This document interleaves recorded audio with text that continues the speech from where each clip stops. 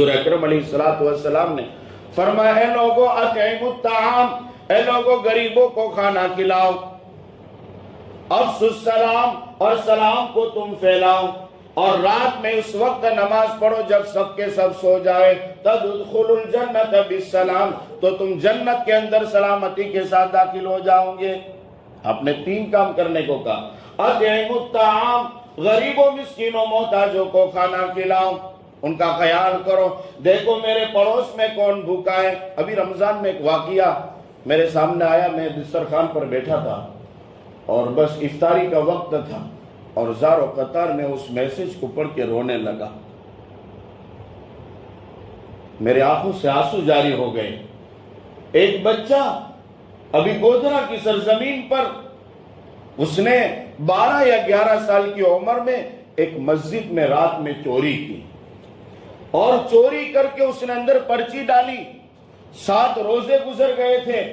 اس نے کہا کہ آج تک ہم نے افطاری اور سحری صرف روٹی سے کی، اس کو پانی میں کھایا کرتے تھے، لیکن آج کے بعد یہ 7 دن گزر گئے،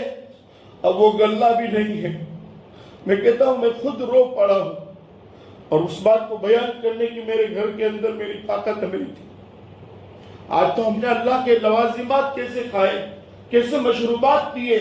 کیسے ماکولات ہم نے استعمال کیے، ہمارا دسترخوان کیسا سجا ہوا ہے۔ وہ غریب کی داستان سنیے کہ وہ بچہ وہ کہتا ہے کہ میں نے چوری اس وجہ سے کی ہے، 7 دن تک وہ غلہ تھا جو ہم پانی میں کھایا کرتے تھے، لیکن آج کے بعد سے ایک ٹکڑا بھی ہمارے گھر میں ایسا نہیں ہے کہ ہم آگے سحری اور افطاری کر سکیں، اس لیے میں چوری کرتا ہوں۔ اور مینجمنٹ کمیٹی سے میں کہتا ہوں کہ ابھی میں چھوٹا ہوں، جب بڑا ہو جاؤں گا تو اسی مسجد کے اس کھانے میں اور اسی باکس کے اندر میں وہ 1133 روپے یا اس طرح کی جو رقم تھی میں اس میں واپس ڈال دوں۔ کیا جذبہ تھا،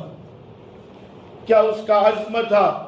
اور کیسی حالت ہوگی۔ اسی لیے تو میرے آقا نے فرمایا وہ مومن نہیں، وہ مومن نہیں، وہ مومن نہیں جو رات کو سکم سیر ہو، پیٹ بھر کر کھانا کھائے اور خوب مزے سے گھر میں سو جائے، اور اس کا پڑوسی بھوکا ہو۔ ہم تو ایمان کے دعوے کرتے ہیں، ہم تو بڑی بڑی ڈینگے مارتے ہیں اور شیخی بھی گاتے کہ ہم سے بڑا کوئی عبادت گزار نہیں۔ میرے آقا نے فرمایا جو غریبوں کا خیال نہ کرے، اپنے پڑوس کے بھوکوں کا خیال نہ کرے، اپنے بازو میں رہنے والے یتیموں کا خیال نہ کرے، اور وہ جو ہے پیٹ بھر کر کھانا کھائے، وہ مومن نہیں ہو سکتا، وہ مومن نہیں ہو سکتا۔